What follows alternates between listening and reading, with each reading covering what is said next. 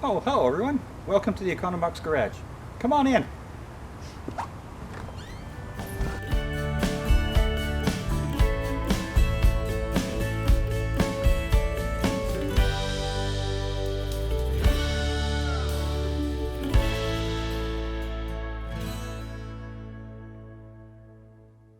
Well, seeing as I have to install the 10X fitting for here before I put the interior panels on, I thought I may as well put on all the fittings for the tonneau and top. So there's the turn button that goes here on each side. 10X fitting goes here, and same on the other side. And then these little teardrop fittings go in these holes here. There's two of those. And then I already have the one lift dot fitting in the middle of the cowl, and then there's one that goes on each side. Now while putting these ones on, there's no actual gasket that goes in here, but what I'm going to do is I'm going to put a tiny bit of clear silicone on the base of this just to help seal up the hole. For the lift dot and the 10X fittings, there's little leather washers that you can see in this package here. Well, I've got the carpet in, I've got the seat belts in, and I've got all the panels along the sides in, all covered and installed with the proper screws and what have you. And I'm very pleased with how that's turned out. I was going to install the doors next, but then I realized it'll probably be easier to put the windshield on before I put the doors on, because I need to get access to this hole right here. So now I'm going to start work on prepping the windscreen to put on. I'm getting started on prepping the windshield to install on the car. The glass is in really good shape. The frame with a bit of polishing will come back up. The only thing I am concerned about really is the holes, or two of the three holes on each side for the where the screws go through the windshield pillar into the frame, have been mangled up, so I'm considering a couple of options for there. But in the meantime, I'm installing a new rubber seal in the bottom of the windshield, and you can see on the end there, so where my thumb is, there's a little T section of rubber, and that goes into a slot in the bottom of the windshield frame. So what I've done to help this along is I've sprayed some silicone all along that slot in the bottom of the windshield, and I'll just add a bit as we go along, threading this through. I did have this sitting out in the sun for a little while to soften it up. It seems to be going quite nicely.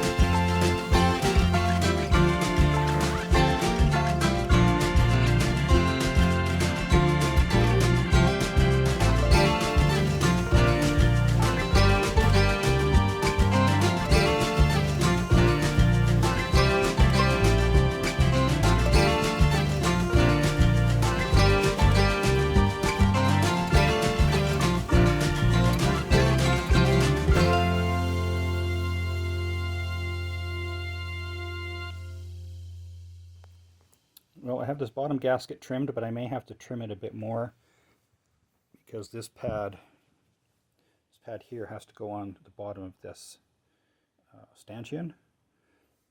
So I'll get to that a bit later.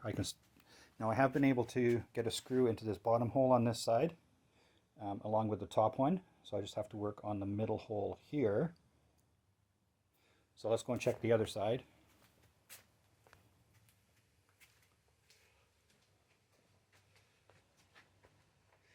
These ones are going to be a little tougher. This hole's okay. This bottom one, you can see there's a big chunk of screw sticking out there. So I've got to get that out of there. And there's also a chunk of screw in this one here. So let's see what I can do with these ones here. Well, I've managed to get a hole threaded for the middle screw on this side. So I'm quite happy with that. Now I just have to work on trying to get a new hole in here. Just let me get this off here. So I managed to get, well, this hole was good. I managed to get this one threaded that I can get the screw in. But this one here, you can sort of see where the current hole is and where it needs to be up here. So I'm going to fill this hole with JB Weld. Or once it's set up, I'll just make sure this is nice and flat, and then I'll attempt to drill a hole right through all of this. And I'll just have to be careful, of course, that I don't go too far in and hit this windscreen and break it.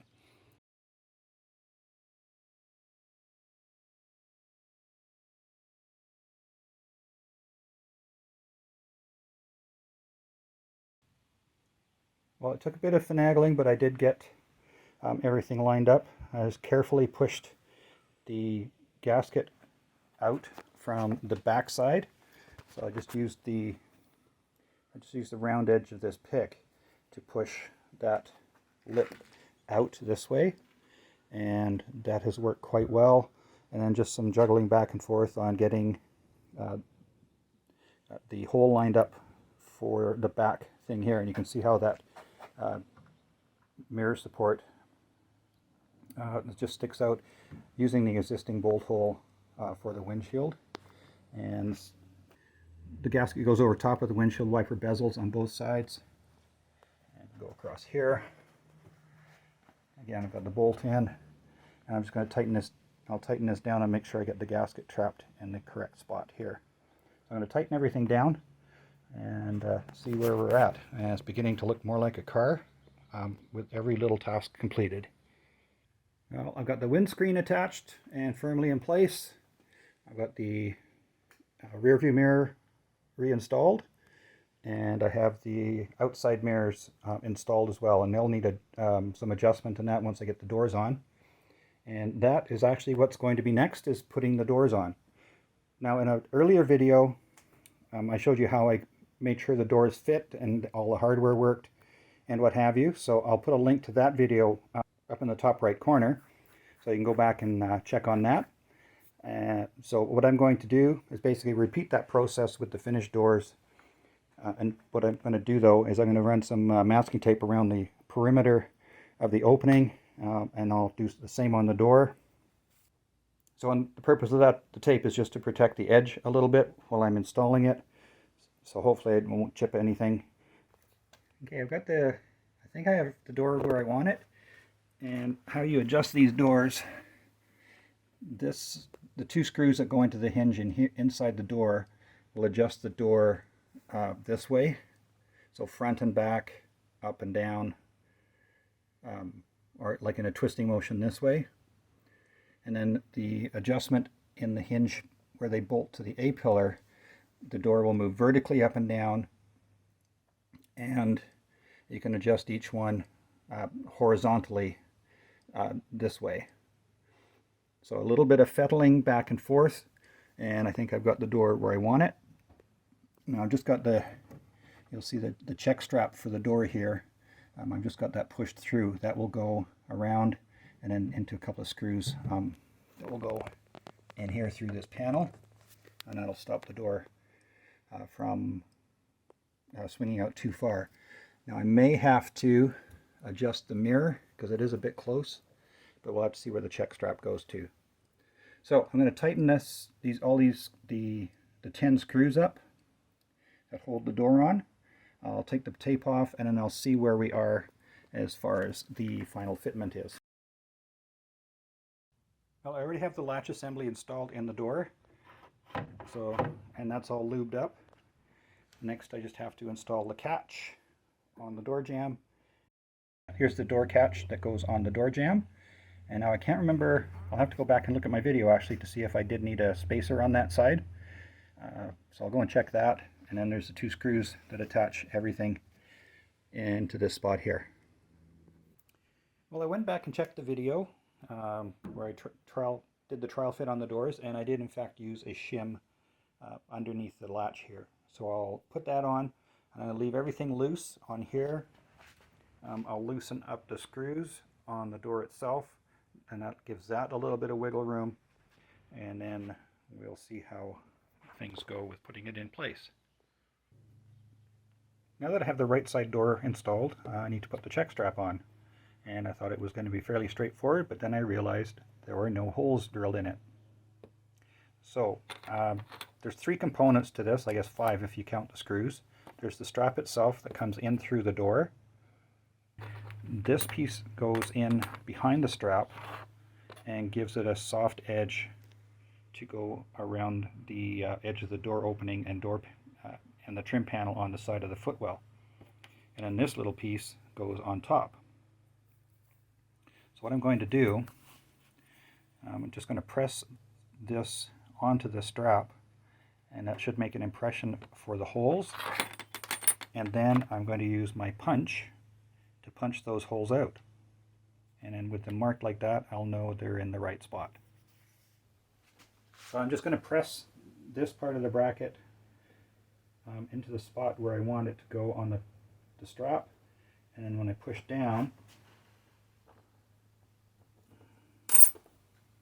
that will give me a location for the 2 holes.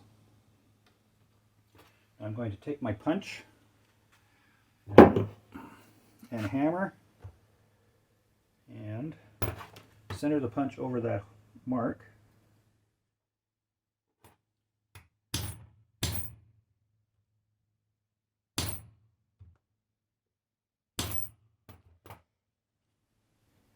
And we're just about through.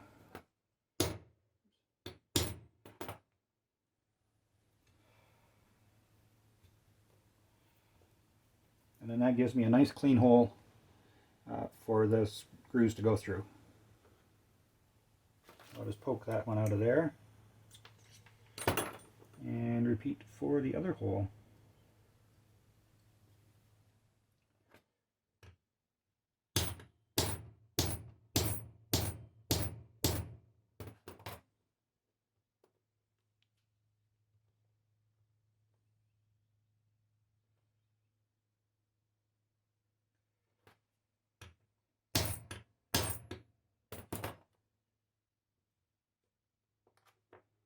Almost through again.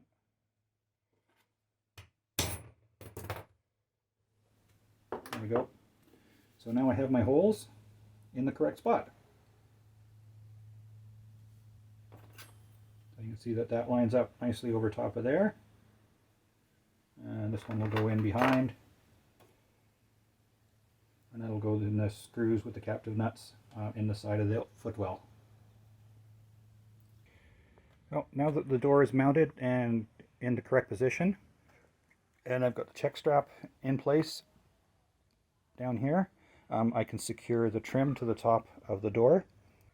2 large bolts here serve dual purpose in helping secure that trim, but these are also what hold the side curtains on when those are put in. But that'll be in a much later video. So I'm going to get these screws all tightened up now.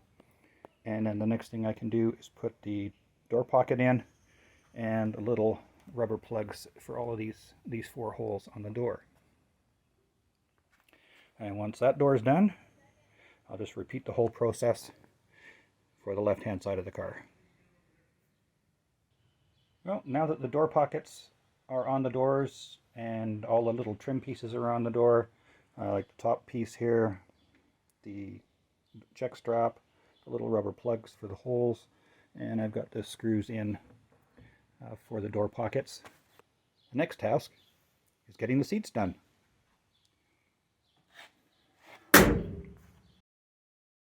But that's all we have time for this episode.